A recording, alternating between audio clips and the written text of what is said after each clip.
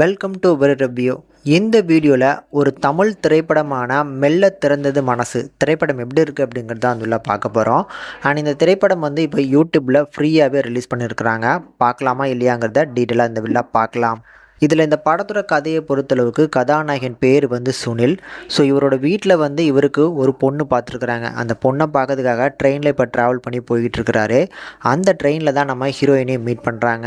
So heroine வீட்லேயுமே ஒரு மாப்பிள்ளை பார்த்துருக்குறாங்க. அந்த மாப்பிள்ளையோட ஃபோட்டோவை நம்ம ஹீரோயின் பார்த்ததுனால அந்த மாப்பிள்ளை யார் அப்படிங்கிறது இவங்களுக்கு தெரியும்.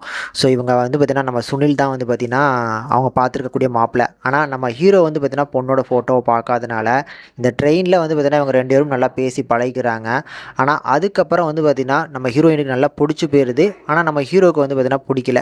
ஹீரோவுக்கு எதனால் பிடிக்கல அப்படின்னா, ஸோ ஹீரோவோட அந்த சைல்ட்ஹுட் லைஃப்பில் வந்து விளையாட்டுக்காக ஒரு பொண்ணை வந்து பார்த்திங்கன்னா கல்யாணம் பண்ணியிருக்கிறாரு. அந்த பொண்ணையே இப்போ வந்து பார்த்திங்கன்னா திரும்பி மனசில் நினச்சி அந்த பொண்ணு எப்படி இருக்கா அப்படிங்கிறத தேடி கண்டுபிடிச்சி அவளை வந்து பார்த்திங்கன்னா பார்க்கணுன்னு ஆசைப்படுறாப்புல. அப்படி கண்டுபிடிக்கணும்னு நினைக்கக்கூடிய நம்ம ஹீரோவோட லைஃப்பில் நம்ம ஹீரோயினும் இணைஞ்சி இவங்க 2 பேரும் தேட ஆரம்பிக்கிறாங்க. கடைசியாக அந்த பொண்ணை தேடி கண்டுபிடிச்சாங்களா, நம்ம ஹீரோவுக்கு வந்து பார்த்திங்கன்னா பக்கத்திலே அந்த பொண்ணு வந்து பார்த்திங்கன்னா காதலிக்கக்கூடிய அந்த காதல் அவங்க உணர்ந்தாங்களா இல்லையா அப்படிங்கிறது அந்த படத்தோட கிளைமேக்ஸு.